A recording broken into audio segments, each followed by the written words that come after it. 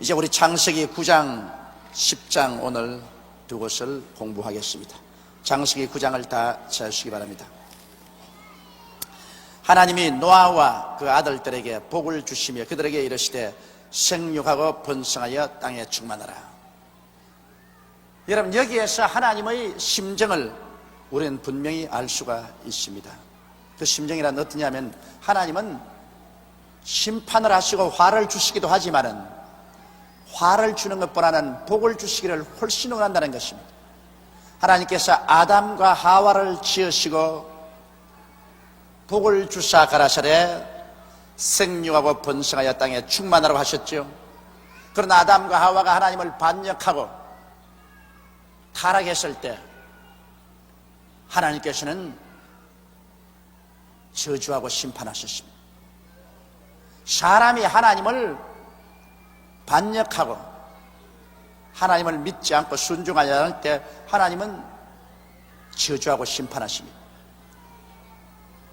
그런데 노아가 하나님을 믿고 순종하는 의인이 되죠. 하나님은 노아와 그 8 식구를 축복해 주셨습니다. 온 세상을 물로 다 심판해 버릴 때 하나님의 영이 사람과 같이 있을 수 없을 만큼 사람은 육체가 되어서 하나님은 전혀 생각하지 않고 인간의 탐욕 중심으로 살게 되니까 하나님의 신이 떠나고 온 세계를 멸망할 때는 노아와 그 8 식구를 구원하시고 그 다음에는 방주에서 나왔을 때 하나님이 노아와 그 자녀들을 축복해 주셨습니다. 그러므로 여러분이 하나 꼭 알아야 될 것은 하나님께 순종하고 믿고 하나님 섬기며 사는 사람은 하나님이 복을 주시기를 원하신다는 것입니다. 내가 오늘 참 비참한 편지 하나를 받아 읽었습니다. 한 가족인데 그 나름대로는 주님을 섬기고 살려고 애를 무척 쓰는 가족입니다. 부부간에 8 자녀를 거느렸는데 그 남편이 일찌감치 병이 들어 세상을 떠났습니다. 그래서 그 부인이 참 장성한 애들과 함께 뼈를 깎아가면서 생활을 합니다.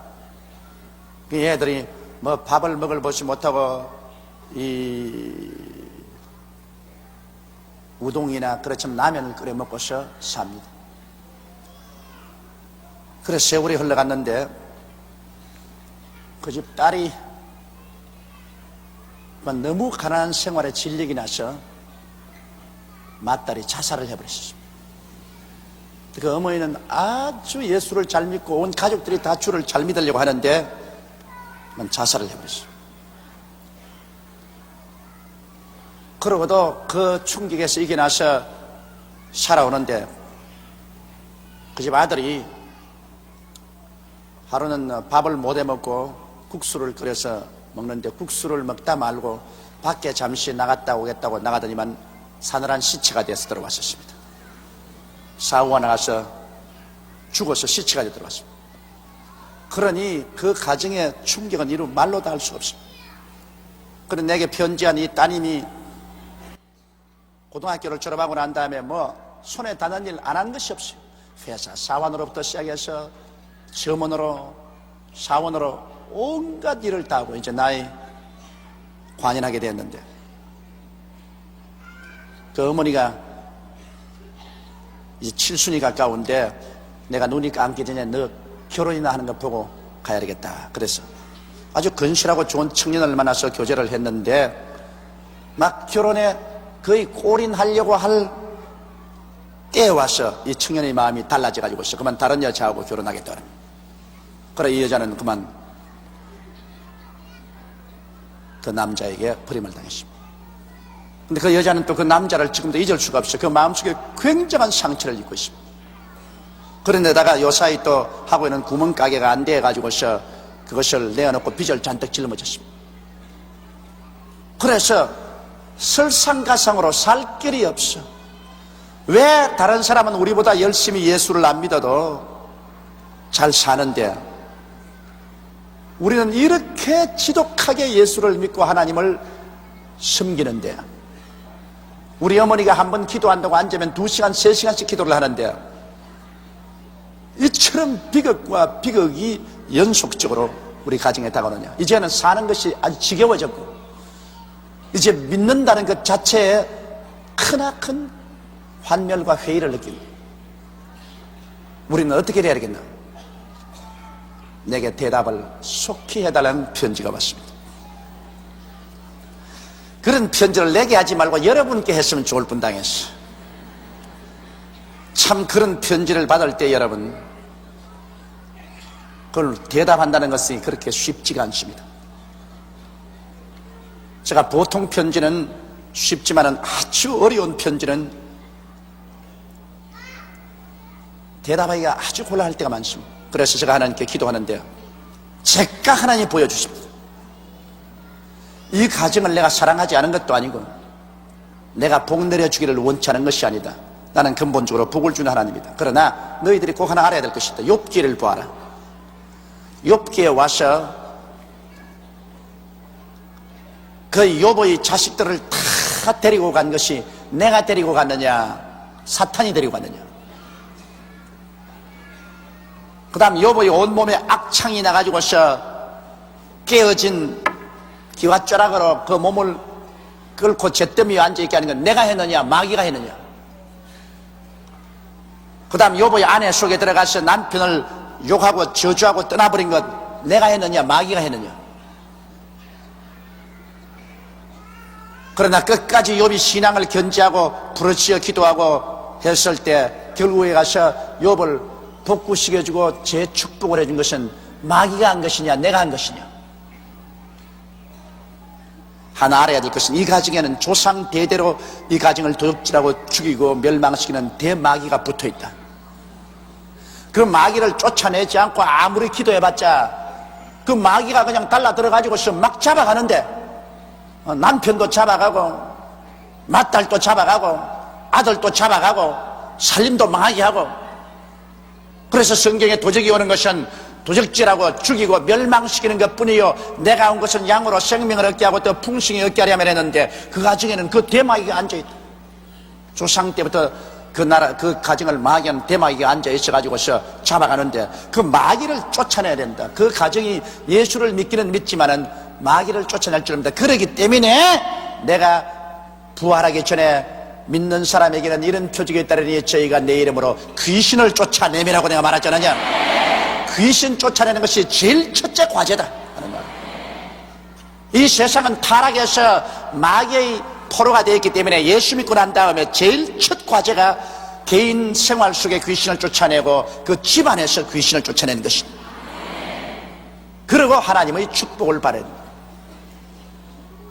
그 일은 내가 해주는 것이 아니라 너희 스스로가 해야 된다.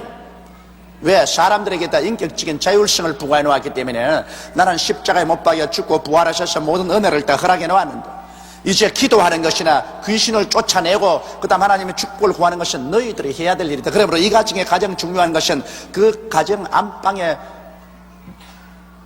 앉아서 그 가정을 덜질하고 죽이고 멸망시키는 귀신을 쫓아내야 된다. 그걸 하나님이 순식간에 내게 계시해 주셨습니다. 그래서 내가 그 편지를 썼습니다. 당신은 지금 당하고 있는 욥과 같은 환난, 이거 상상을 초월한 일이다. 이것은 하나님이 한 것이 아니라 귀신이 한 일이다. 당신은 예수 믿고 난 다음 가족들이 귀신을 쫓아내지 않고 있다. 그냥 자꾸 울면서 탄식만 하고 있지 귀신을 쫓아내지 않고 있다. 여러분, 개가 안방에 들어왔는데 아이고 개가 들어왔습니다. 아이고 들어왔습니다. 그러면 개가 나갑니까? 일어나서 단호하게 이놈의 개야 나가라! 경상도에서는 육아 그래요. 다른 데서는 뭐라고 쫓아내는지 모르겠어. 자네는 개 쫓아낼 때 뭐라고 쫓아내니? 개야 나가라 그러나? 개야 나가라 그런데 우리는 육아 그래요. 왜 육아라 그런지 몰라. 근데 우리 할머니가 성이 유씨거든. 그래서 우리 할머니는 언제나 요가 그래요. 육아라고 안 그래요. 그래야 그 괴가 쫓겨나가는 것입니다. 귀신도 그래요. 우리 예수 믿고 난 다음 간 내버려두면 귀신이 그대로 웅크리고 있어요. 사람 몸에 붙은 귀신도 그대로 내버려 놓으면 예수 믿고 10년이 돼도 그대로 붙어 있어요. 자기가 단호하게 나사렛 예수 이름으로 명하노니 이 귀신아 물러가라고 귀신을 지적해서 내 몰아쳐야 나가지. 그렇기 때문에 주님이 내 이름으로 귀신을 쫓아내라고 말했죠.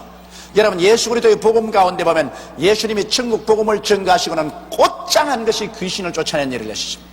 복음 전가와 귀신 쫓아낸 일은 결코 분리될 수가 없습니다. 그 가정의 문제는 예수를 믿고 귀신을 안 쫓아냈어요. 그래서 내 편지에는 교회 목사님을 청해다가 신속히 찬송을 부르고 그 가정에 귀신 쫓아낸 일을 해라. 이 가정을 도둑질하고 죽이고 멸망시키는 귀신이 아랫목에 앉는 원수 귀신아 물러가라. 귀신을 쫓아내라. 그래야 하나님의 복의 줄을 막고 있는 그것을 그치게 할 수 있다. 귀신을 쫓아내라. 그리고 당신도 기도할 때 그냥 기도만 하지 말고 이 가정을 잡고 있는 원수 귀신아, 우리 가정에 온갖 이 슬픔을 가져온 원수 귀신아, 나사렛 예수 이름으로 명하는 이 가정에서 물러가라. 여러분, 가정에 귀신이 붙어 있으면 나가면 교통사가 이렇게 오지요, 넘어져서 촉대뼈 부러져 오지요, 뭐 일하면 일 안 되지요, 온 가정이 엄산하지요, 뭐 이런 일 참 생깁니다. 그런 데는 그냥 예수만 믿는다고 되는 것 아니에요. 그게 적극적으로 귀신을 쫓아내 줘야 되는 것입니다. 바로 우리 조장과 구역장들이 해줘야 할 일이 그런 것입니다. 이웃집 가정을 신방하면서 그 가정에 어떤 귀신이 붙어있는 것을 알아내가지고서 가서 예수 이름으로 그 귀신을 내가 쫓아주는 것이 우리 조장과 구역장의 할 일인 것입니다. 어떤 귀신이 붙었는지 쭉 가보면 되게 안단 말이에요. 병 귀신이 붙었는지, 가난 귀신이 붙었는지, 죽음의 귀신이 붙었는지, 저주 귀신이 붙었는지 보면 안단 말이에요. 그럼 가서 예수 이름으로 그놈을 쫓아내줘야 돼요.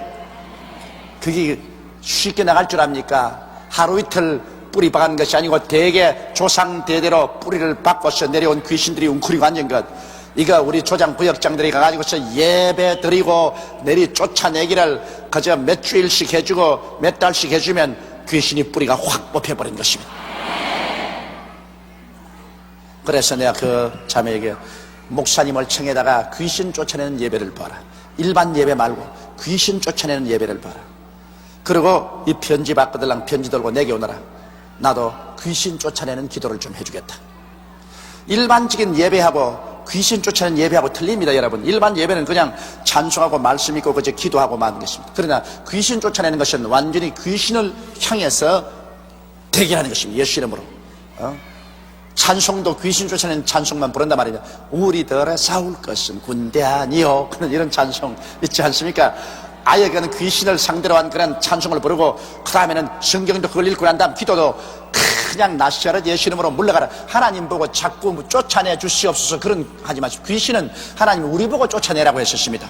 너희가 내 이름으로 귀신을 쫓아내미라고 했으면 우리가 나사렛 예수 이름으로 명하노니 귀신아 나가라. 이 집안에서 귀신아 나가라. 이 사람에게서 귀신아 나가라. 너희 원수 귀신아 물러가라. 이거 수백 번 해도 상관이 없어요. 수천 번 해도 상관이 없어요. 나사렛 예수 이름으로 귀신아 나가라. 귀신아 나가라. 그것이 여러분 귀신을 찌르는 검입니다. 말씀은 성령의 검인데 귀신을 한 번 찌르면 어이크 이러지만은 두 번 찌르면 어이크, 세 번 찌르면 어이크, 계속 찌르면 아이고 못 살겠다 내 나갈래 그럽니다. 그 제일 처음에는 몇 번 찔러도 움찔하지 말아난다고. 나 계속 내리 찔러 제끼면 나중에는 항복을 하고 나가는 것입니다. 그래서 난 오늘 그 가정의 편지를 받고 이건 누가 일찌감치 주의 종이 설명을 안 해줬구나. 이건 누가 일찌감치 알려주지 않았구나. 이렇게 아버지 잡아가고 언니 잡아가고 동생 잡아가고 이렇게 비극적이 될 때까지 내버려 둔 건 이 웬 말이냐. 우리 여의도 순복음교회 우리 초장구역장들은 대개 귀신의 일을 잘 알기 때문에 그런 데 가서 귀신 잘 쫓아내요. 내가 가보면. 그래서 우리 교회 소속한 우리 성도들은 우리 조장구역장들이 가가 막 귀신 비슷한 것만 보이면 예수 이름으로 물러가라고 이야기합니다. 그래가 대개 많이 해방을 시켜주고 있어요. 굉장한 해방을 시켜주고 있다. 그런데 이 살아있는 성령의 역사하는 교회에 나가지 않고 그저 차분한 교회에 나가면 영혼이나 구원받고 육체와 생활은 다 빼앗겨버리는 그러한 사람들이 참 많다고요. 그러므로 여기에 하나님의 성품은 여러분 복을 주기를 원하십니다. 하나님은 그 근본이 화를 주는 것보다는 복을 주기를 원하시는 것입니다. 그러나 마귀는 화는 주지 복은 전혀 줄 줄 모릅니다. 하나님이 노아와 그 아들들에게 복을 주시며 그들에게 이르시되 생육하고 번성하여 땅에 충만하라. 생육은 자녀들 많이 낳으라는 것이고 번성이라는 것은 모든 일에 아주 번창하라는 것입니다. 이게 복이 아닙니까? 요사이는 뭐 너무 많이 생육할까 겁이 나가지고서 산하 제한도 하고 하지만은 그때는 뭐 사람이 없었으니까 아주 생육하는 것 하나님이 축복을 많이 해주신 것입니다. 그래서 땅에 충만하라. 하나님의 뜻대로 이제 땅이 충만해요. 이제는 더 이상 살 수 있을 정도가 아니에요. 그러므로 하나님의 뜻이 이제는 이 땅에서 다 이루어진 것입니다. 인류가 이 땅에서 충만하게 된 것은 아버지의 뜻이 이루어진 것입니다. 그 다음 땅의 모든 짐승과 공중의 모든 새와 땅에 기는 모든 것과 바다의 모든 고기가 너희를 두려워하며 너희를 무서워하리니 이들은 너희 손에 붙였습니다. 하나님께서 모든 동물을 사람 손에 붙였기 때문에 이것들이 사람을 두려워합니다. 가끔 가다가 이놈들이 사람을 공격하고 달라들지만 대개 여러분 짐승들이 다 사람을 두려워합니다. 제가 시골에 있을 때 늘 느낀 것은 내가 국민학교 다닐 때 국민학교는 벌써 수학교 1학년 때부터 시골에서는 이 논에서 일하시는 분들이 돌이나 벼를 베어가지고서 소에다가 이렇게 실어주면 그 소를 몰고서 집에까지 와서 그거 다 부릅니다. 내가 여름에는 그거 일을 했는데 그래도 내가 키가 조그만했거든. 그 소는 막 이렇게 큰데 그런 너무 큰 소가 내 시키는 대로 한다고. 이러! 이러! 그럼 오른쪽으로 어디 이러? 그러면 왼쪽으로 갑니다. 와, 그러면 서고. 그 참 이상하게 그 큰 소가 그냥 뿔을 휘두르면 나 같은 거 박살이 날 건데 그래도 내 시킨 대로 한다고. 그리고 내 말 안 듣다가 내가 그냥 소의 가리를 가지고서 또 소를 얼마나 때리노 그냥 때리. 얘야 소 먹이고 그러더라. 그러면 그게 제일 듣기 싫어요. 학교 갔다가 소 먹이러 오는 건 그 죽을 지게.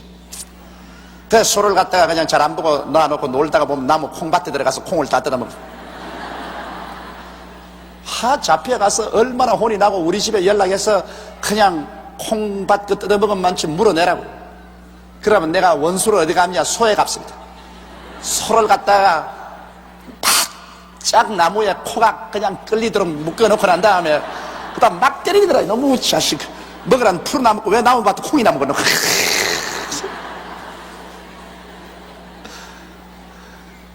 그런데 그렇게 매를 맞고도 소가 순종을 한다.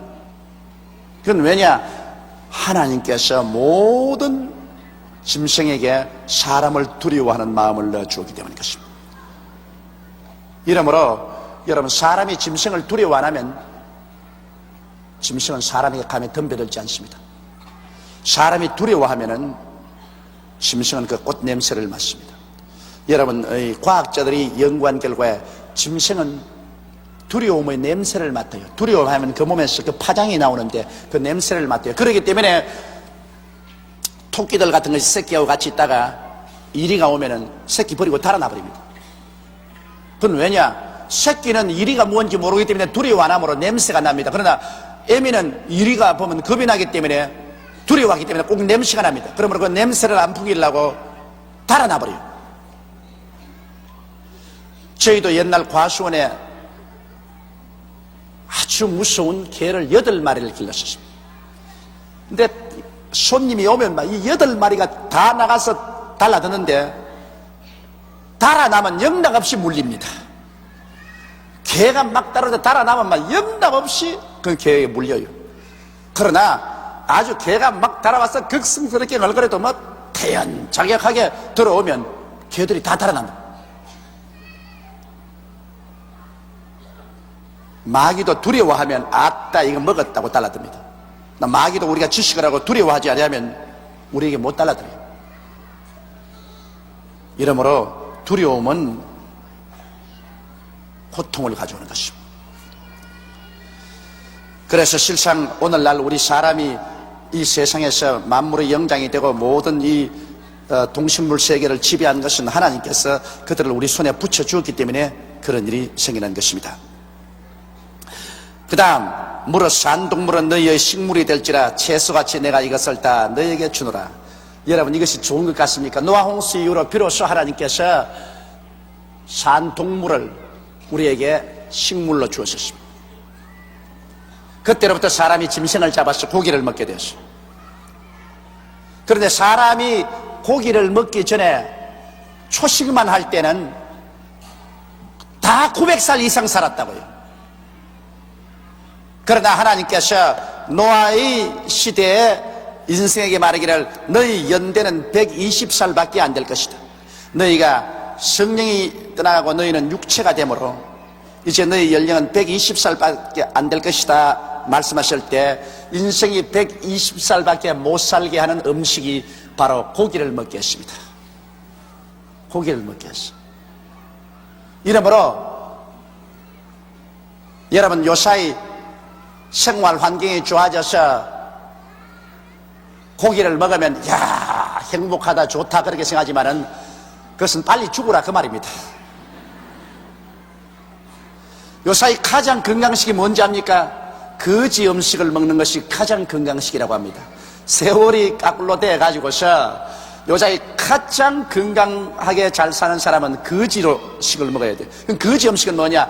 이 집 저 집 동양하니까 콩나물에다가 고추장에다가 밥에다가 뭐 나물에다가 온갖 잡거 다 섞어 가지고서 먹거든. 옛날엔 그 불쌍히 되겠다고 거지들이 온 집안에서 잡것을 따다가 벌벌 떨면서 먹어도 우리 벌 그렇게 가지고서 그래 사람들이 있으면 또 작년에 왔던 각설이 올해도 안 죽고 또 왔네 그것은 큰 소리 나는데 그 왜냐? 거지 음식을 먹어서 건강해져서 그렇다고.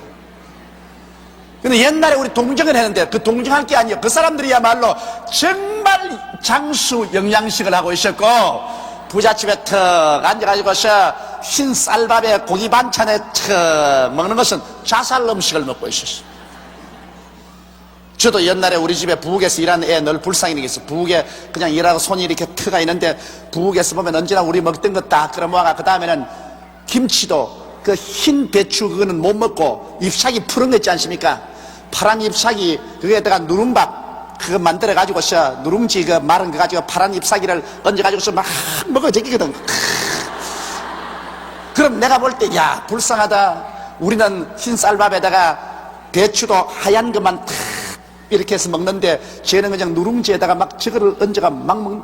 그런데도 불구하고 일하는 애들이 얼굴이 그냥 둑실둑실하고 벌고 그냥 황수같이 일을 하고 힘을 쓴. 참 이상하다. 이제 알고 보니 양분은 모조리 거기에 있어. 밥은 여러분 누룽지가 제일 영양분이 있어. 누룽지가 거기에다가 채소도 흰 부분에는 철분도 없고 비타민도 별로 없어. 전부 파란데 약물이 다 있어. 그러니 옛날 양반들 전부 다 양분 없는 것만 갈려 먹고 밑에 일하는 사람들에게는 전부 양분 있는 것만 주었다.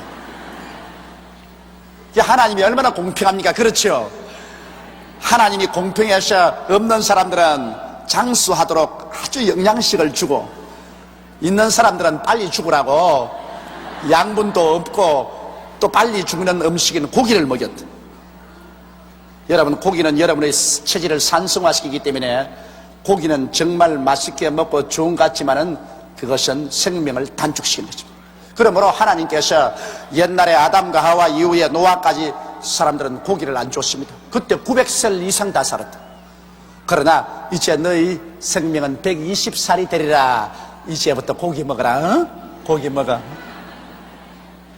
그래 전부 체질이 산성화돼 가지고서 빨랑빨랑 죽었다. 근데 아마 나는 오래 살 것 같아요. 왜냐? 천성적으로 고기를 안 좋아합니다. 그 이상하게 나는 고기를 안 좋아해요. 고기 뭐 해놓으면 먹기야 먹죠. 먹기야 먹지만은 그러나 고기를 안 좋아하기 때문에 원래 고기를 안 먹어요. 제가 좋아하는 건 뭐냐? 된장에다가 김치입니다. 여러분 집에 요번 겨울에 김장김치 잘 갈등했거든. 내게 좀 가져오소. 우리 집 김치가 맛이 없어. 내가 그래, 우리 집 김치가 맛이 없어가 내가 고민이라고 요사이 밥 먹는데. 그러니까 여러분, 아주 그냥 김장김치 말입니다. 김장김치에다가 대구 알 같은 거 넣어가지고서 아주 맛있게 만든 게 있거든. 여러분만 먹지 말고 나도 좀 갖다 주소. 저는 김치만 있으면 제일이에요. 근데 늘 저는 이 된장에다가 김치 안 먹고 나물을 좋아하고 그러지 이 육류는 좋아 안 해요. 그리고 생선도 먹기는 먹지만은 별로 그렇게 좋아 안 해요.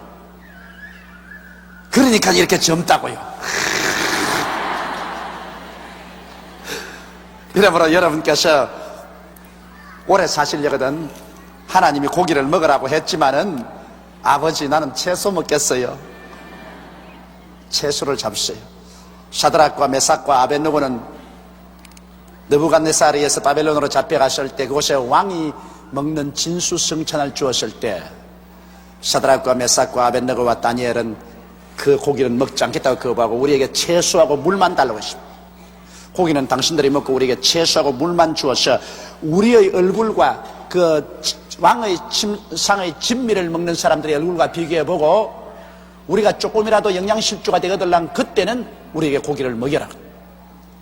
그런데 가만히 채소하고 물만 먹였는데 세월이 흘러가 보니까 왕의 밥상에서 진미를 먹는 그러한 왕자들보다 사드락과 메삭과 아벳느고와 다니엘이 훨씬 혈색이 더 좋다. 저도 가만히 보면서 누가 고기를 많이 잡수었나, 누가 채소를 더 많이 잡수었나 찾아본다고요. 이러므로 여러분 보십시오. 하나님께서 이제 너희들 너무 죄를 많이 짓고 생각하는 것이 다악하니까 이제 너무 오래 살면 안 되겠다. 빨리빨리 살고 빨리빨리 떠나가라. 그러기 위해서는 이제는 물어 산 동물을 너희의 식물이 될지라 채소같이 내가 이것을 다 너희에게 주노라. 그때부터 인간은 120살밖에 못 살았어요. 요 사이는 이제 아주 문명이 발달되고 산업이 발전하고 생활수준이 향상되니까 사람들이 너무 고기를 많이 먹습니다. 그러니까 고기 먹는 병이 뭡니까? 심장병, 고혈압, 신장병, 암, 이란 소위 말하는 요사이 과학적으로도 고칠 수 없는 성인병들이 이 세상에 우글거리고, 그래서 많은 사람들이 성인병에 걸려서 죽어갑니다. 1988년도는 여러분 우리 여의도 순복음교회는 고기 많이 먹지 말고 채소 많이 먹는 운동이 일어나기를 주의 이름으로 축원합니다. 4절에 그러나 고기를 그 생명되는 피채 먹지 말 것이니라. 성경에는 꼭 하나님이 피채 먹지 말라고 하셨습니다. 그것은 모든 생명이 피에 있습니다. 사람도 여러분 피를 뽑아버리면 죽어요. 그러므로 생명은 피에 있습니다. 우리의 죄를 사하는 것도 예수 그리스도의 그 피로서 죄를 사하는 것입니다.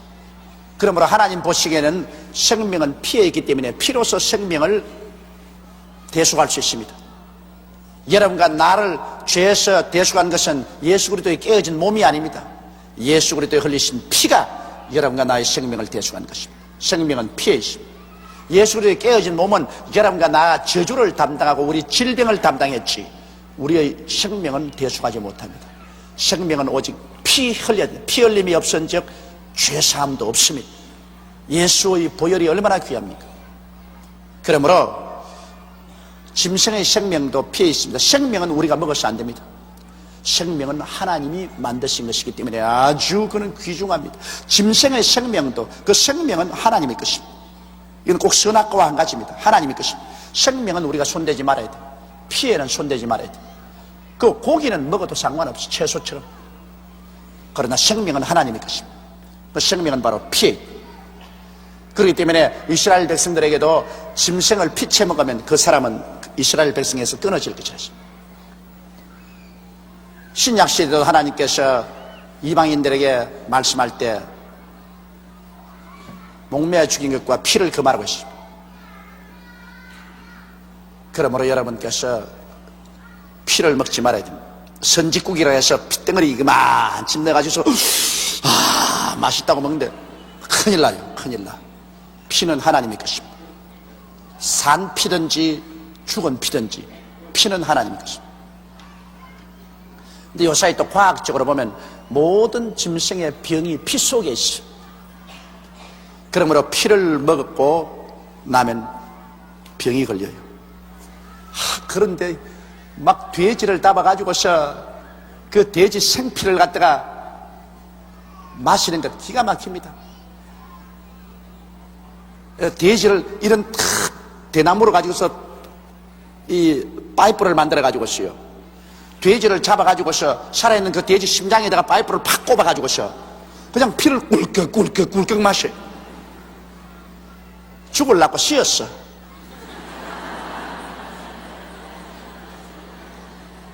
왜냐하면 그 피 속에 얼마나 무서운 병균들이 들어있다. 그러나 고기를 그 생명되는 피채 먹지 말지니라. 내가 반드시 너희 피 곧 너희 생명의 피를 찾으리니. 보십시오. 피는 하나님의 것이기 때문에 우리가 피를 먹으면 혹은 피를 흘리면 하나님이 그 대가를 찾습니다. 짐승이면 그 짐승에게서, 사람이나 사람의 형제면 그에게서 그의 생명을 찾으리라. 특별히 여러분, 사람의 생명을 죽이는 일, 사람의 생명을 죽이는 일, 사람 생명을 죽여서 피를 흘리는 일은 하나님이 절대로 가만 안 둡니다. 왜냐하면 사람은 하나님의 형상과 모양대로 지음받았으며 사람의 피는 하나님의 소유입니다. 피는 하나님이 주신 것입니다.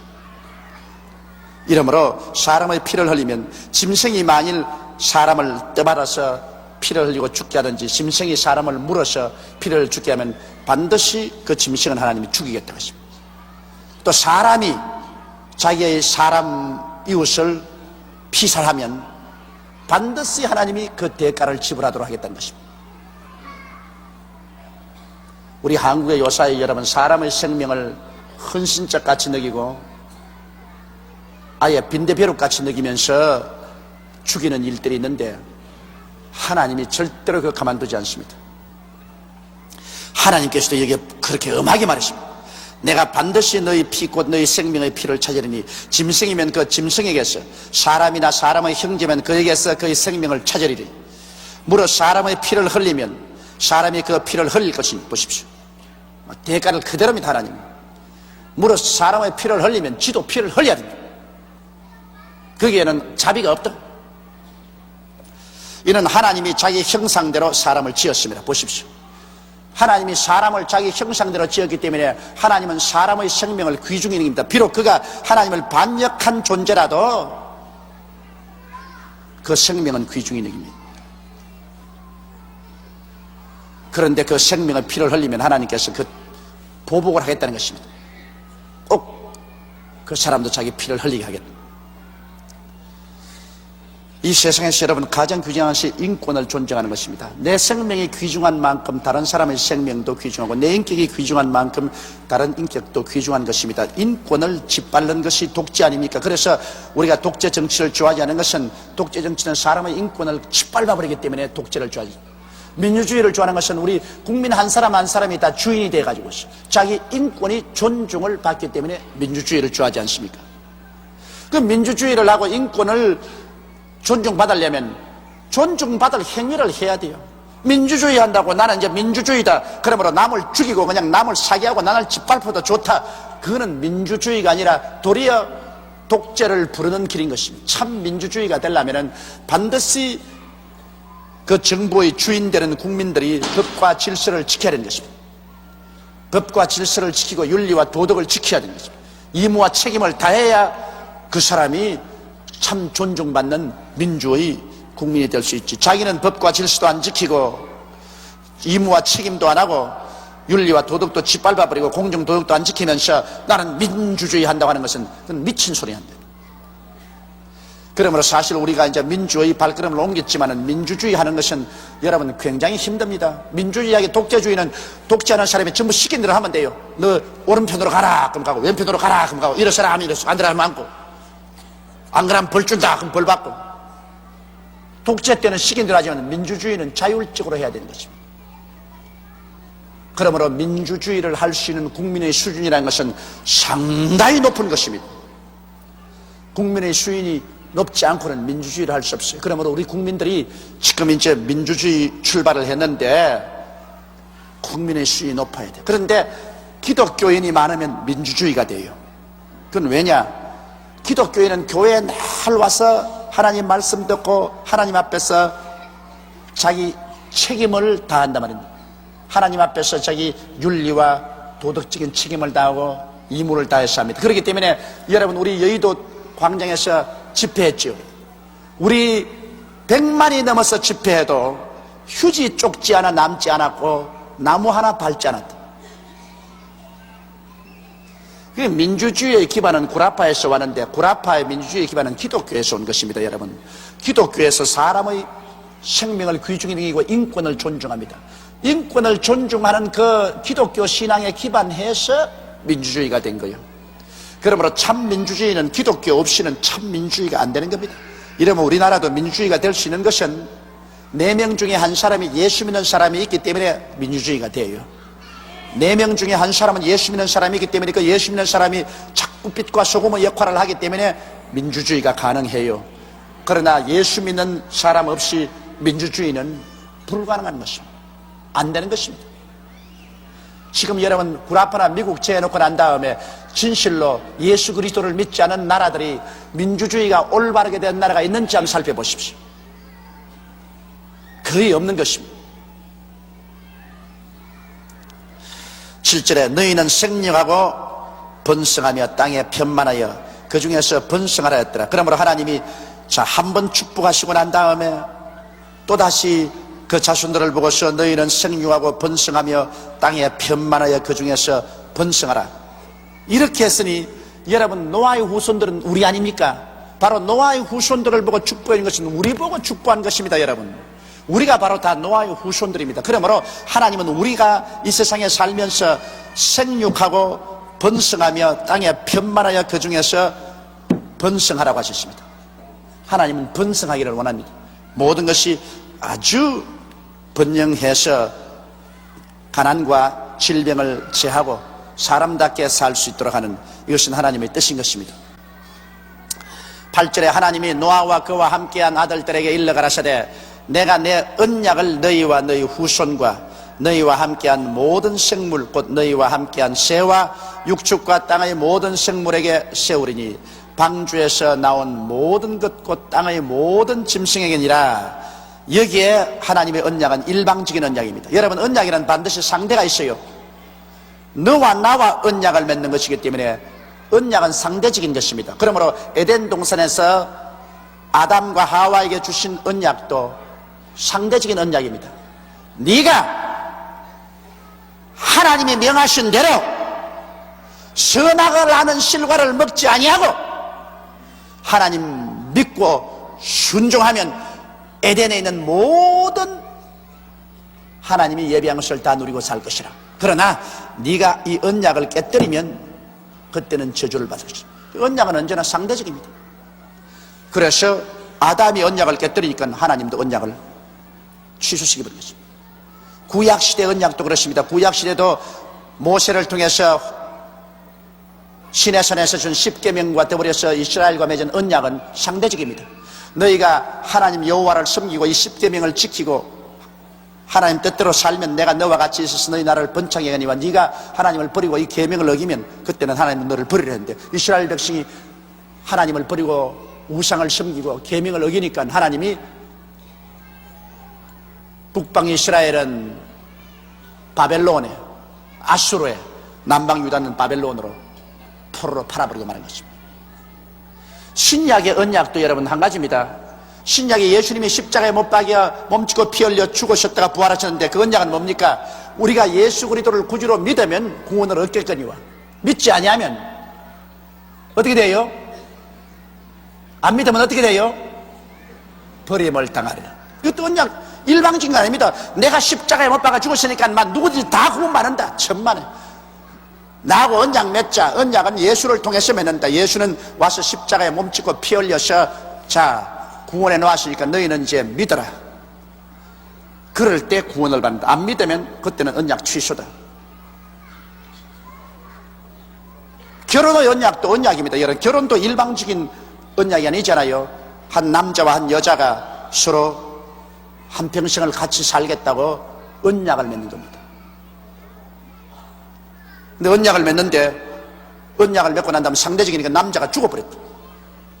그럼 뭐 언약 맺은 상대가 죽어버렸으니까 그 언약에서 해방입니다. 옛날과 같이 뭐 남편이 죽어도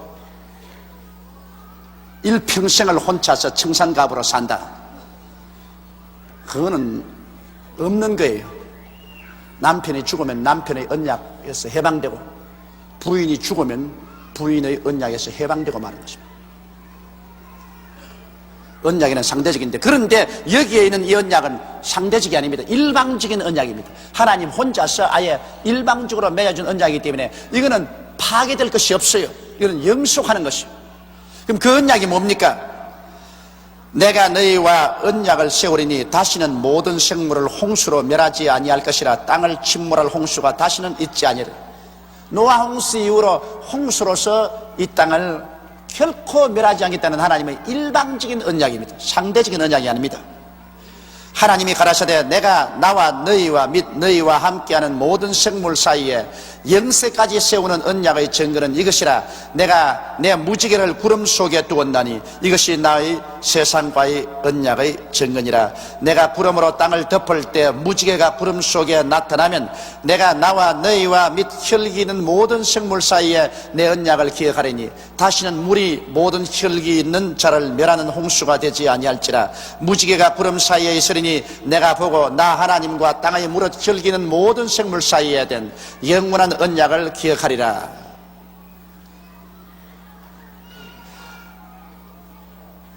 하나님이 노아에게 또 이르시되 내가 나와 땅에 있는 모든 생물 사이에 세운 언약의 증거가 이것이라 하였더라. 무지개의 언약입니다. 이제 한 번 홍수에 놀랬으니 막 비만 오면 사람들이 간이 덜컥 내려앉는 건 당연한 게 아닙니까? 우리 한국말에도 자라보고 놀란 사람 뭐 보고 놀라요? 소두방 보고 놀란다. 뱀 보고 놀란 사람 뭐 보고 놀래요? 새끼 보고 놀란다. 그와 같이 노아 홍수에 혼이 났기 때문에 잠깐 구름만 끼고 빗방울만 떨어지면 아차 또 홍수다, 또 방주로 들어가자, 줄담들을 칠 수밖에 없습니다.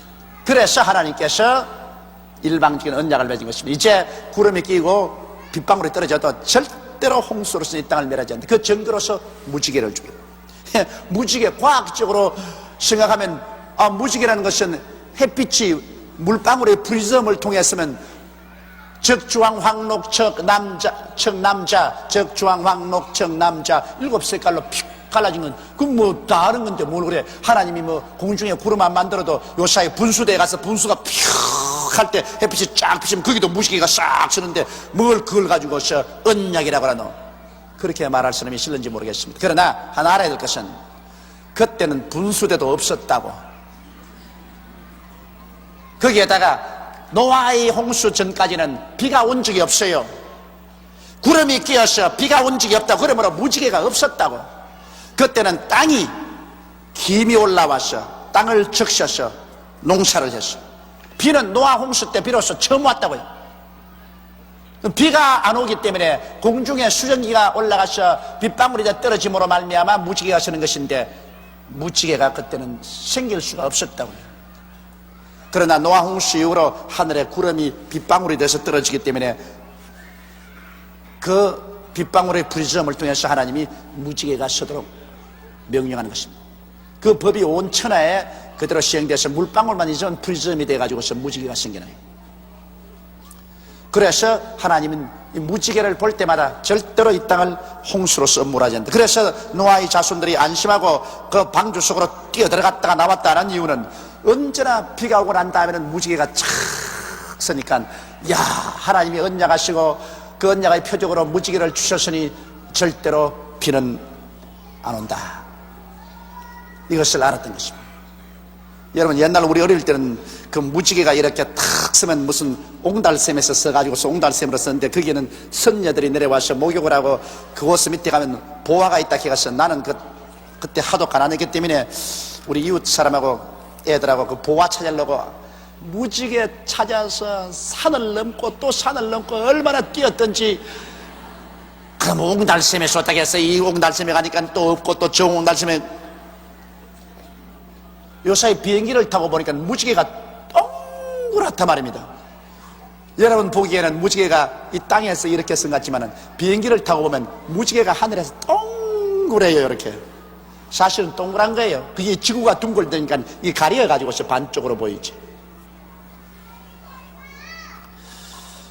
방주에서 나온 노아의 아들들은 셈과 함과 야베스며 함은 가나안의 아비라. 그래서 셈과 함과 야베스이 나와가지고서 그들이 살았는데 아마 함이 제일 먼저 아들을 낳은가 봅니다. 그래서 함은 가나안의 아비라십니다. 아직 셈도 자식이 없었고 야벳도 자식이 없었는데 함이 먼저 아들을 낳아가지고 있어요. 그래서 셈과 함과 야벳이며 함은 가나안의 아비라. 노아의 세 아들들로 쫓아 백성이 온 땅에 퍼진이라고 했습니다. 자, 그 다음 이제 보면 참 재미있는 현상이 나옵니다. 노아가 농업을 시작하여 포도나무를 심었더니 포도주를 마시고 취하여 그 장막 안에서 벌거벗은지라. 이 아담과 하와도 나와가지고 땅을 갈고 농사를 지었지 않습니까? 가인도 농사를 지었고 아벨은 목축을 했지만은. 근데 노아 홍수 이후로 이제 노아가 농사를 지어서 포도나무를 심었습니다. 포도즙을 여러분 만들어 놓으면 가득만 내버려둬도 그게 당분이 있기 때문에 발효해서 술이 됩니다. 노아같이 의로운 사람도 역시 별 도리 없이 포도주를 좋아해 가지고서 많이 마셔서 취해버렸다. 하나님이 주신 음식이 다 좋지만은 무엇인지 과하면 그것이 범죄가 됩니다. 그러므로 성경에는 술 취하지 말라고 했습니다. 술 마시지 말란 말은 안 했어요. 예수님 당시에도 유대 땅에 보면은 예수님 자신도 포도주를 마셨습니다. 그때는 전부 포도주를 마셨어요. 요사이 유럽도 전부 포도주하고 비를 마시면 물이 나쁘기 때문에 도저히 물을 마실 수 없어요. 저도 해외 여행해 보면요, 제일 겁이 나는 게 배탈 나는 겁니다. 다른 거 아픈 것은 괜찮은데 배탈 나면 사람이 탈수가 되고 그만 아무것도 못해요. 내가 가만히 살아보니까요, 다른 병보다 제일 무서운 병이 설사병이더라고요. 그 우습게 생각하지요. 사람, 아이고 뭐 설사가 무슨 문제. 그게 사람 잡는 병이에요. 그거 걸려가지고 탈수가 되면 그냥 죽어버린다고. 그래서 해외여행하면서 제일 겁이 나는 것이 이 탈수가 되는 이 배탈이 나는 거예요. 그런데 해외로 나가면 배탈 나게 돼 있어요. 물이 가는 곳마다 틀리는데요, 이 구라파에 가시는 이 콧부에다가 물을 담아가지고 나면 아침은 밑에 이만침 석회가 앙금이 끼어 있어요. 석회가 앉아 있어요. 우리 한국 금수강산 한국물 얼마나 좋습니까? 아무리 마셔도 괜찮은데 구라파에는 가면은 중동이나 구라파에 이 앙금이 끼어요. 미국도 그래요. 미국도 하와이 물이 제일 좋고, 그 다음 뉴욕의 하드슨 강물이 좋고, 캘리포니아에도 물 그대로 마시면은 배탈이 나요. 거기에 석회석이 앉아. 그리고 미국의 저 남쪽으로 내려가면 물을 못 마셔요. 미국도 물을 사서 마셔야 됩니다. 나도 늘 물을 사서 마셔요. 남미로 내려가면 더하고. 거기에 익숙한 사람 몰라도 여행하는 사람은 반드시 배탈이 나요. 이러므로 물이 너무 나쁘기 때문에 중동이나 구라파에서는 포도주를 마셔요. 물 대신. 제가 제일 처음 구라파에 복음 전거하러 가서 참 이 때문에 고통 많이 당했습니다.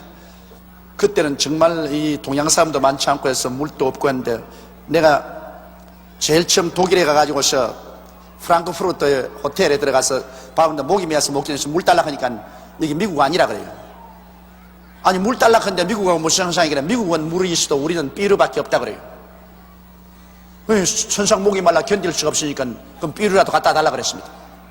저는 태어날 때부터 알코올을 못 먹어요. 제가 예수 믿기 전에 고등학교 시절에 애들이 강제로 끌고 가서 전부 술을 마시는데 내가 조금 먹고 난 다음 죽을 뻔하겠습니다. 저는 이 알코올을 마시면 막 괴로워 견딜 수가 없어요. 그런데 할 수 없어서 목이 말라면 못 견디겠다. 그래서 비누를 이렇게 글라스에 있는 부어가지고서 꿀꺽꿀꺽 마셨단 말이에요. 물 대신 마셨는데 얼마 있다가 자리에서 일어날 수가 없어. 다시 이제는 식당에서 그만하고 가야 되겠는데 천지가 빙글빙글 도는데 막 도저히 내가 일어날 도리 없어. 앉아있다가 나중에 비실비실하고 나와가지고서 그 엘리베이터 올라가는 그거를 잡고 벌벌 기어서 방에 들어갔다. 내가 혼났습니다.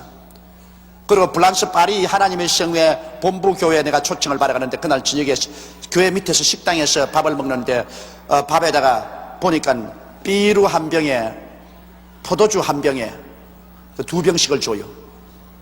또 역시 물을 안 줘요. 그래 밥을 적게 먹고 그 물을 조금 마시고 물을 대신 삼을 때 뭐 블랑스 총회장 목사님하고 막 장로들이 막 먹으면서 막 비루를 막 터뜨리고 포도를 터뜨리고 그냥 꿀꿀 마시고 이래요. 그러지만 이제 예배 보러 이제 올라갔는데 교인들이 꽉 들어섰는데 찬송을 부르는데 얼마나 신바람나게 부르는지 이래고 그럼 내가 뒤에 앉아가지고 하하 성령이 충만한 게 아니라 포도주가 충만하는구나. 얼굴이 버겋게 해가지고서 막 찬송을 불러 제끼는데 그러나 내가 비난은 못해요. 그 나라 습관은 그러니까. 그래서 그 불란서 교역자들을 제가 수백 명 서울에 데리고 왔지 않습니까? 여기 데려와서 우리 교회 성장하기 위해서. 그래서 우리 그때 기숙사가 교육관에 있을 때 기숙사였는데 하루 만에 목사들이 다 뜨는데요. 그러고 와서 내게 포도주 달라. 그 어릴 때부터 늘 포도주를 먹기 때문에 그게 알코올 중독이 되어 있어가지고서 한국에 와서 식사하는데 우리가 커피만 주고 포도주를 안 주니까 다 떨기 시작해요. 그러면 내가 포도주 조 목사 포도주 그래서 우리 한국에는 포도주 없다니까 세상에 포도주가 없는 나라가 어디냐고 말이야. 포도주도 안 주면서 우리 오락했나 그래서 할 수 없이 저 앞에 맨하튼 호텔에 가서 사 먹으라 그랬습니다. 나 모른 척하고 눈 감고 있을 때 그냥 사 먹으라. 거의 막 벼락같이 가가지고서 그때 맨하탄 호텔 포도주 동이 나고 말았어. 어릴 때부터 마셔놓으니까 그걸 갖다가 갑자기 안 마시니까 그냥 몸을 떨기 시작해요. 근데 좌우간 어떻게 되었든 성경은 술 취하지 마라 이런 방탕한 것이라 했습니다. 취하면 안 돼요. 그런데 구라파 사람들은 그래도 용하게 식사할 때 조금씩 물로 마시지 취하도록 안 마시는데 우리 한국 사람들은 술 마시라고 허락해 줘놓으면 우리 한국 사람은 무엇이든지 도를 넘칩니다. 한국 사람 보고 교회 이제 술 취하지 말라 했으니까 조금만 마시면 된다 허락을 해주면 코가 비틀어지도록 마신다고. 코가 비틀어지도록. 이게 중도를 취하면 괜찮은데 중도를 안 취하고 너무 마시기 때문에 큰일. 그래서 절대로 술은 보지도 말고 만지도 말라는 이유가 거기 있는 것입니다. 그렇기 때문에 이 노아도 포도주를 마시고 난 다음에 이런 창피를 당하고 가정에 큰 불행을 가져오게 된 것입니다. 포도주를 마시고 취하여 그 장막 안에서 벌거벗은지라. 이 술이 취하면은 자기 정상적인 사고를 잃어버리고 비정상적인 행동을 합니다. 가나안의 아비 함이 그 아비의 하체를 보고 밖으로 나가 두 형제에게 고하며 그 둘째 함이 그 아버지의 하체를 벗고 들어 누워 있는 것을 보고 밖에 나가서 그 두 형에게 고함에, 성경은 그냥 고함에 했지만은 실제는 그렇지 않습니다. 두 형제에게 나가서 아버지를 비웃었다고요. 나가지고서 아버지가 말이야 술을 먹고 옷을 빨아먹고 들어 누웠는데 기가 막힌다. 너희들 한번 안아볼래?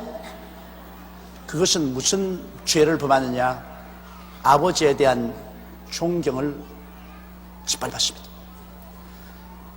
가정의 하나의 사회의 기간이 가정인데 가정의 기간은 그 부모를 공경하며 있습니다. 성경에도 내 부모를 공경하는데 이 함이 부모를 조소했습니다.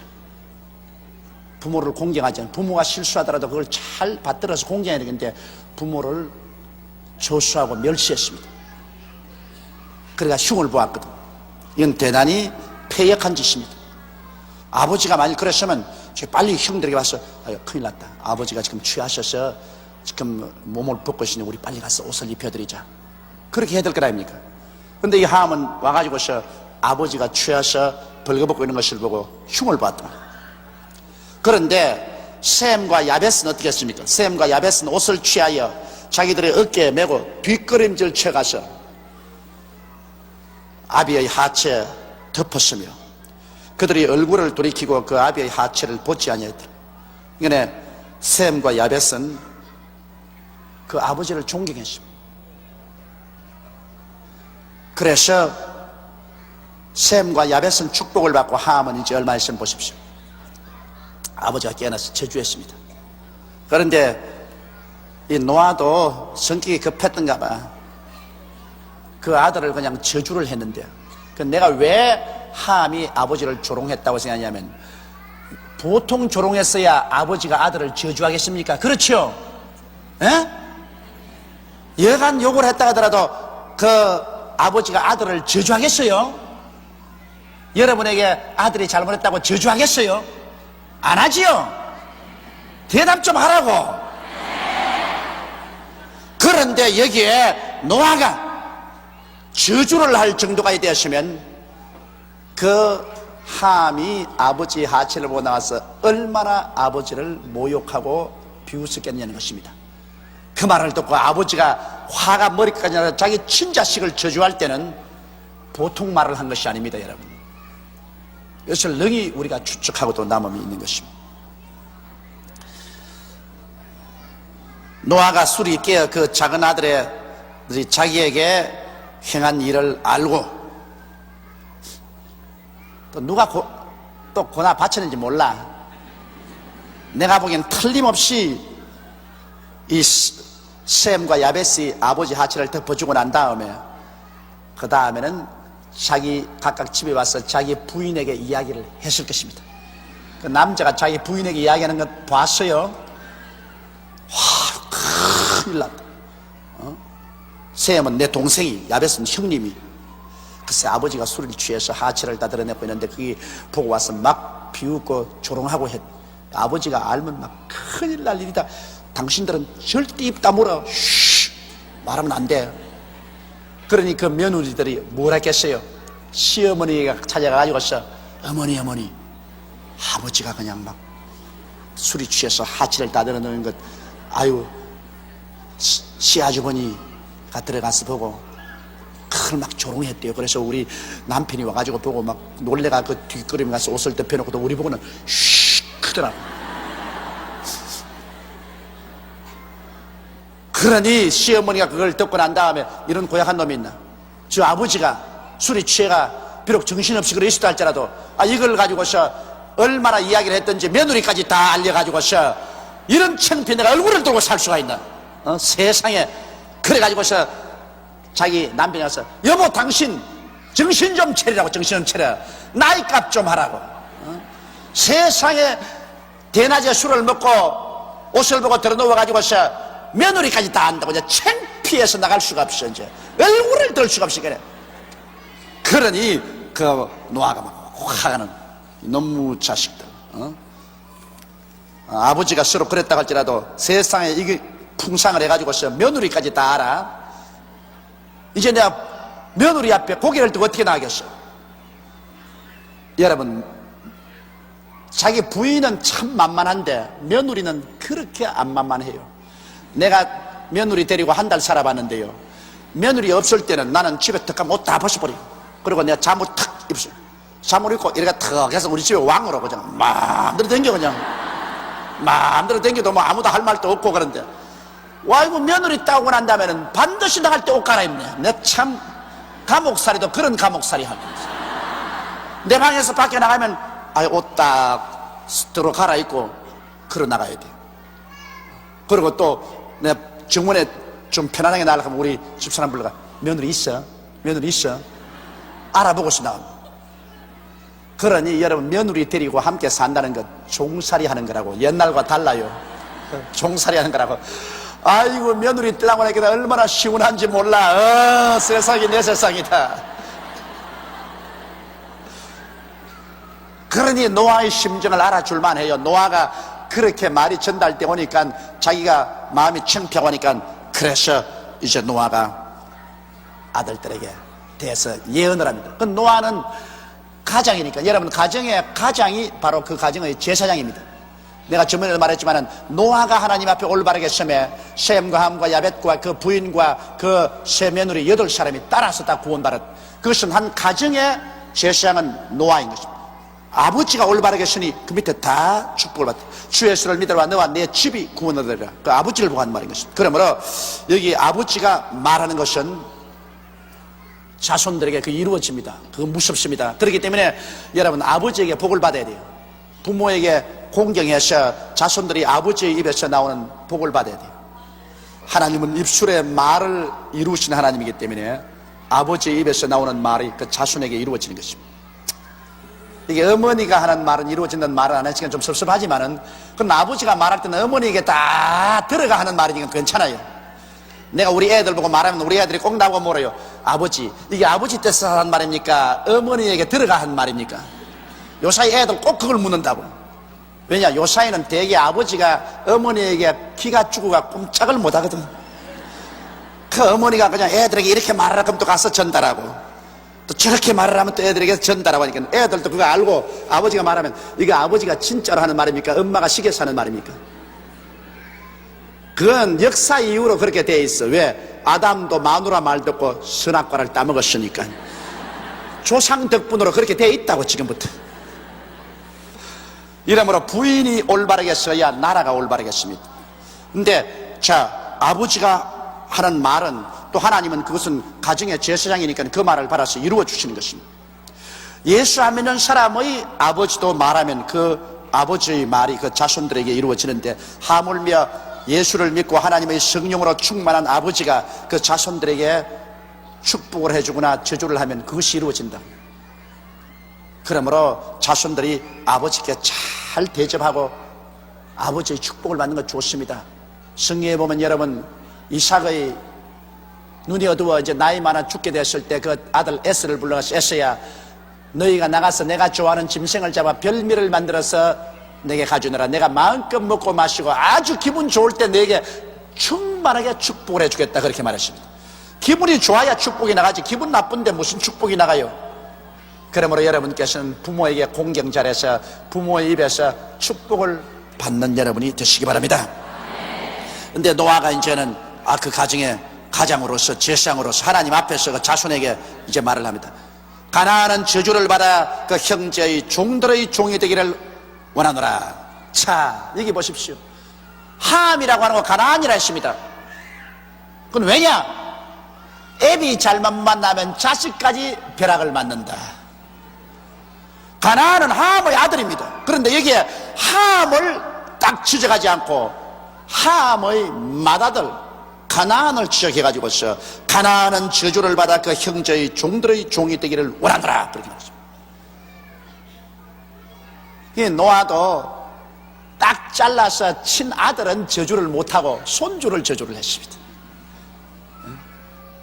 그러나 보십시오, 아버지가 잘못함으로 그 맏아들인 가나안에게 저주가 내려갑니다. 성경은 뭐라고 말했습니까? 너 아비의 죄를 자손 3, 4대까지 하나님이 갚겠다고 말했습니다. 그러나 아비의 선한 행위는 자손 1000대까지 복을 내리겠다고 말하셨습니다. 그러니 하나님이, 여러분, 복의 하나님이 아닙니까? 화는 3, 4대 내리고 복은 1000대를 내리겠다고 그렇게 말씀하신 것입니다. 그래서 여기에 함은 그 아들 가나안과 함께 그 자손 대대로 저주를 받아 그 형제의 종들의 종이 되었습니다. 뒤에 나오지만 이 가나안은 옛날에 어딜 갔냐면 가나안 땅 있지 않습니까? 가나안 7족 있지 않습니까? 하나님께 저주를 받아 이스라엘 백성이 와서 모조리 다 죽인 그 가나안 7족도 그 가나안 족입니다. 그 가나안 땅을 위주로 해서 이 함 족속은 어디를 사냐면 저 에집부터 아프리카 일대로 흘러내려갔습니다. 그래서 지금 여러분 이 중동 일대, 중동과 그 이스라엘 내놓고 난 다음에 중동과 아프리카 일대에 사는 사람들은 다 누구 자손이냐? 함과 가나안의 자손들입니다. 결국 여러분 이 예언이 어떻게 됐습니까? 역사적으로 이루어져 가지고 있어. 계속해서 중동 일대는 이 서구 열강의 종살이였습니다. 이란도, 이락도, 그 다음에 요르단도, 시리아도 모두 다 영국 식민지거든. 그 팔레스타인 일대가 내내 식민지 생활에서 종살이했고, 아프리카는 말할 필요가 없지. 아프리카는 뭐 내내 서구 열강의 종살이였. 하나님이 함을 너희 형제들의 종 중에 종이 되라 했는데 종 중에 종이 되고, 지금까지도 이스라엘은 이 민주사회, 개화된 문명의 사회에서도 지금도 정신적인 종이 되어 있어요. 정신적인 종이 되어 있어요. 그러니 얼마나 불쌍합니까? 이러므로 여러분 부모가 하나님 잘 섬기면 그 자손들에게 그 축복이 다 간다는 걸 우리가 잊지 말아야 돼요. 또 가라사대 셈의 하나님 여호와를 찬송하리로다. 가나안은 셈의 종이 되고 하나님이 야벳을 창대케 하사 셈의 장막에 거하게 하시고 가나안은 그의 종이 되게 하시기를 원하노라 했더라. 셈의 하나님, 따라 말씀해. 셈의 하나님, 셈의 하나님. 자, 여기에서 셈 족속에게는 하나님을 주셨어요. 셈의 하나님. 그랬으므로 셈 족속에게는 하나님을 주었다. 하나님을 섬기는 사명을 주었다. 그럼 셈 족속은 어디로 살았느냐? 셈 족속은 바로 노아의 자손들이 나누어진 그 시나일 땅에서 셈 족속은 나중에 뒤에 보면 두 갈래로 갈라졌습니다. 셈의 족속 중에 적지 않은 맏아들은 결국 아브라함 계통으로 나와가지고서 애굽으로 들어갔다가 오늘날 이스라엘 거기에 앉아버려. 그 다음에 둘째 아들은, 그 후손에서 갈라진 둘째 아들은 거기에서 동쪽으로 퍼져나와가지고서 결국에는 아시아로 나왔었습니다. 벨렉의 아들들 가운데 욕단이라는 아들이 있습니다. 그 욕단의 후손들은 거기에서 동쪽으로 나왔습니다. 그래서 오늘날 아시아 사람들은 셈의 자손인데, 셈의 자손은 또 첫째 맏아들이 아니고 둘째 아들 자손들입니다. 유다 민족들은 셈의 맏아들 자손이고, 그 다음 아시아 민족들은 셈의 둘째 아들 자손들인데, 셈의 여호와를 찬송하려 하니까 셈에게는 하나님을 주었는데, 그러므로 여러분 보십시오. 오늘 세계의 4대 혹은 5대 종교가 다 셈의 자손이 나왔습니다. 아시아에서 나왔습니다. 세계적인 종교가 여러분 아시아에서 나왔습니다. 자, 첫째 불교가 인도에서 나왔습니다. 셈의 후예입니다. 유교가 중국에서 나왔습니다. 셈의 후예입니다. 유대교가 벌써 셈의 후예 아닙니까? 그 다음에는 기독교가 바로 아시아에서 나온 셈의 후예 아닙니까? 마호메토 교가 바로 아시아 셈의 후예 아닙니까? 그러므로 세대 5대 종교가 셈의, 내가 이 말을 미국에서 하니까 미국 사람이 화를 내가지고서 어디에 아시아 사람만 종교에 기원했냐, 우리 미국 사람도 종교를 창설한 건 많다 그랬어요. 그 뭐냐, 여호와의 정인 미국에서 나왔고 몰몬교도 미국에서 나왔길래, 웃기는 소리 하지 마라. 여호와의 정인은 기독교 2단이고 몰몬 종교도 기독교 2단이야 그런 엉터리 없는 소리 하지 마라. 내가 그렇게 말하고 말았습니다. 그러므로 셈 족속에게는 하나님을 주었는데, 그만 마귀가 달라들어 가지고서 이 하나님도 올바른 하나님을 믿지 못하게 하고 그릇된 하나님을 믿고, 그 셈 족속은 하나님을 섬기는 그런 심성이 발달되어 있어요. 영성이 발달되어 있어 가지고서 셈은 하나님을 주었기 때문에 하나님을 경배하는 영성이 발달되는데, 그게 마귀가 와가지고서 불교로가 점령해버리고 유교로가 점령하고 마호메토 교로가 점령하고 그 유대교는 타락해버리고. 그러나 역시 이 세계에서 하나님을 섬기는 제상의 나라는 셈의 후예입니다. 그러므로 유대민족이 셈의 후예로서 그 복음 증거를 실패했습니다. 예수를 십자가에 못 박아버리고 하는 게 버림받. 그러므로 성경에 예수께서 말하기를 천국이 너희에게는 빼앗기고 그 나라의 열매 맺는 다른 민족에게 주려 했는데, 그 다른 민족은 다시 말하면 셈 족속에 줘야 되는 것입니다. 셈 족속이 제사장이니까. 그래서 유대민족이 복음 전거를 실패하고 난 다음 이 복음의 바통을 누구에게 줘야 되겠습니까? 아시아를 한번 살펴보세요. 아시아를 한번 살펴보세요. 이건 아시아에게 복음 전거의 제사장의 역할을 하는 건데, 뭐 유럽 사람도 하긴 하지만은 전문적인 사명은 아시아인에게 준 것입니다. 그런데 자, 중동은 마음에 또 교로 잡혀버렸지.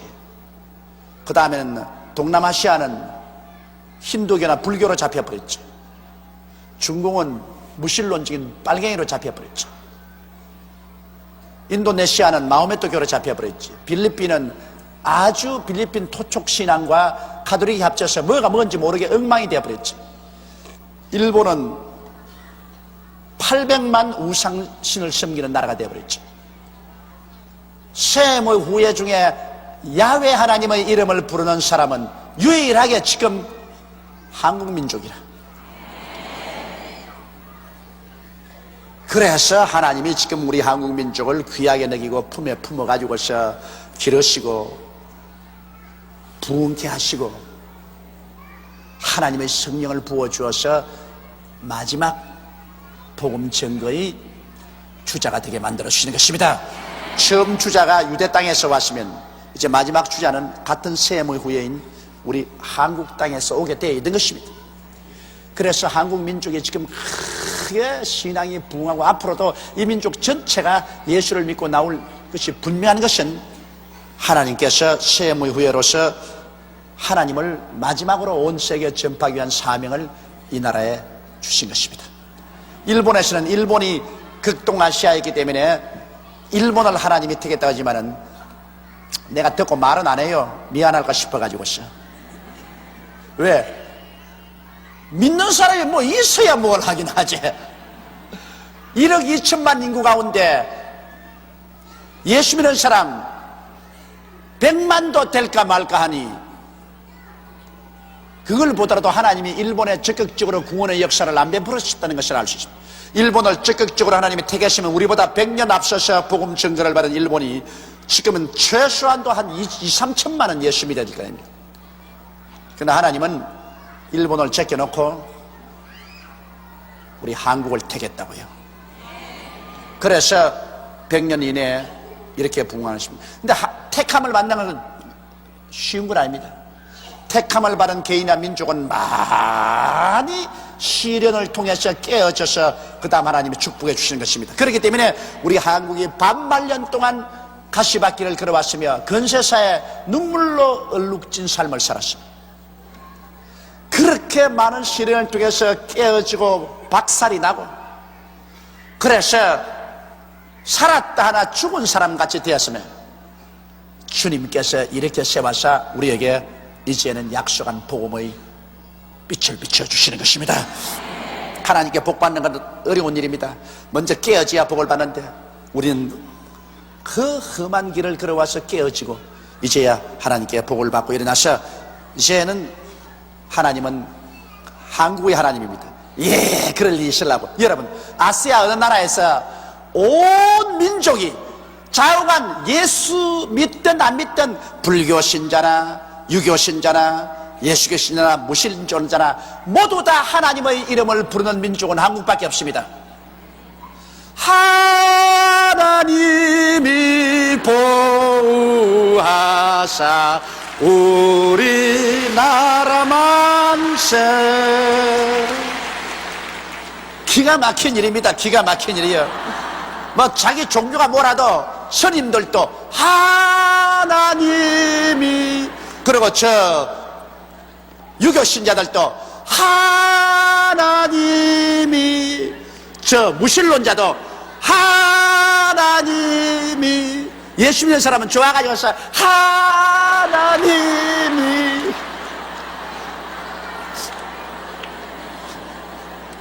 이게 하나님이 우리나라를 택한 증거인 것입니다. 여러분, 모든 국민으로 하여금 하나님이 우리의 역사와 운명을 주장한다고 고백하게 만들어 놓았습니다.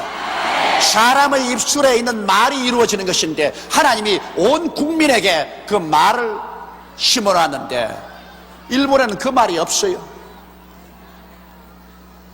일본은 자기의 임금 기미가 여호와 지오니 야시오니, 우리 임금이 천년 만년 잘 때라 임금을 말했지 뭐 하나님이가 어디 있어요. 나 한국은 하나님이 보호하사 우리나라 만세. 그건 멋있는 거라고요. 이게 하나님이 섭리하셔서 우리나라 애국가로 그렇게 딱 못 박아놨는데, 이거 이제 아무리 사람들이 달라들어서 고치자 해도 못 고칩니다. 왜? 이 애국가를 우리가 독립운동하면서 독립군들이 참 만주불판에서 눈물을 흘리고 피를 흘려가면서 부른 노래인데, 이 노래를 어떻게 지금 바꿔요? 이제는 누가 달라들어서 바꾸다 하더라도 온 민족이 들어서 안 된다 그럽니다. 태극기도 못 바꾸고 애국가도 못 바꿉니다. 이거는 왜냐하면 우리 독립투사들이 그 총칼에 맞아 피를 흘릴 때 그 태극기로서 피를 뭉쳐서 몸을 휘감고 죽어가면서 이 노래를 불렀는데, 이걸 어떻게 우리가 없앱니까? 못 고치거든. 하나님이 못 고치도록 못을 딱 박아놨다고 합니다. 그러므로 우리는 하나님이 보호하사 우리나라 만세가 되는 것입니다. 이 셈의 하나님 여호와를 찬송하리로다. 가나안은 셈의 종이 되고, 하나님이 야벳을 창대케 하사 셈의 장막에 거하게 하시고 가나안은 그의 종이 되기를 하시기를 만들어. 하나님이 야벳을 창조한, 야벳은 어디로 퍼져나냐면 뒤에 그 쭉 혈통이 나옵니다. 그 보면 야벳은 바로 멀리 동북부로 나가십니다.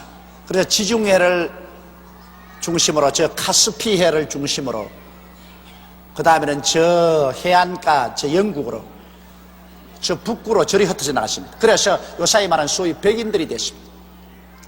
그래서 하나님이 야벳을 창대케 하라는데, 정말 여러분 그 말대로 창대케 했지 않습니까? 오늘날 창대라는 것은 물질적인 창대인 것입니다.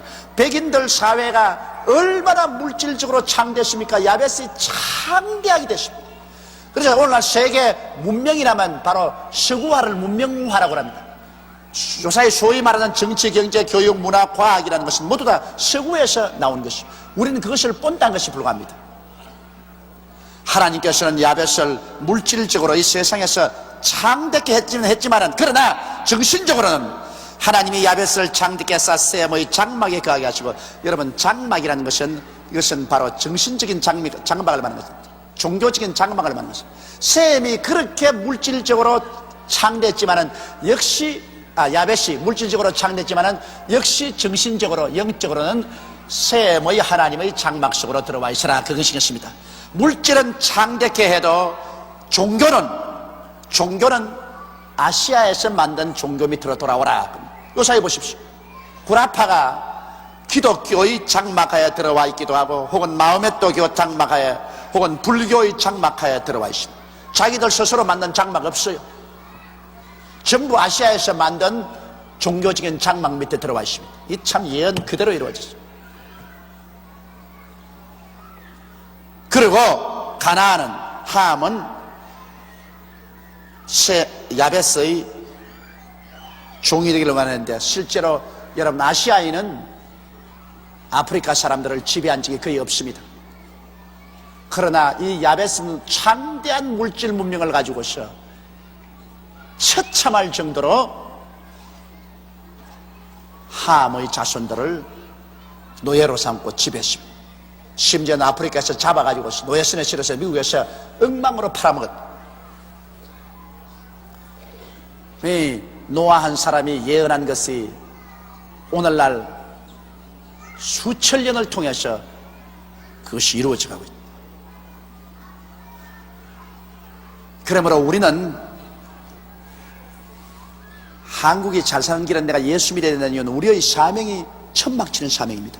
셈의 장막하에 야벳이 들어오게 했으니까, 우리가 그냥 예수 잘 믿어가지고서 예수 그리스도의 복음의 천막을 착 치면 이 야벳 족속들이 전부 창대한 물질을 가지고서 우리 천막 밑에 들어와서 자기들이 만든 물질을 우리에게 전달해 준다. 그래서 우리는 예수 잘 믿으면 지절로 잘 살게 돼 있다. 우리 한국 사람은 예수 잘 믿으면 진로 잘 살겠지. 그래서 내가 해외에 가서도 우리 동포들에게 늘 말합니다. 한국인의 사명은 뭐냐? 왜 미국에 와 있고, 왜 브라질에 와 있고, 왜 구라파에 와 있냐? 여러분, 이곳에 와서 예수 그리스도의 복음의 장막 치라고 와 있다. 여러분이 복음의 장막을 잘 치면 그 다음에 여러분은 이 야벳 족속들이 일구어놓은 이 물질을 자연적으로 여러분이 쓰게 된다. 정신적인 장막, 종교적인 장막을 쳐주면 물질적인 것은 자연적으로 들어오게 돼 있다. 우리가 한국이 1천만 성도가 되고 잘 믿으니까 요사이 한국의 돈벌이가 얼마나 잘 됩니까? 세계 4대 무역 흑자국 중에 하나가 되고 온 세계가 모두 다 보화를 가지고 88 올림픽이 한국을 찾아오게 되고 한국 물건 사가게 되지 않습니까? 한국은 우리의 본 사명인 하나님 잘 믿고 하나님 잘 섬기면 걱정하지 않고 살게 되지만은 우리의 본 사명인 하나님 잘못 믿으면 우리는 또다시 무서운 시련 속에 떨어지게 되는 것입니다. 그러므로 우리 한국 사람의 가장 큰 애국자는 예수 전도하는 사람이 애국자인 것입니다. 하늘나라 일하는 것뿐 아니라 정말 우리나라를 사랑하는 사람은 예수 잘 믿고 예수 열심히 전도하는 사람이 우리나라를 사랑하는 애국자가 되는 것입니다.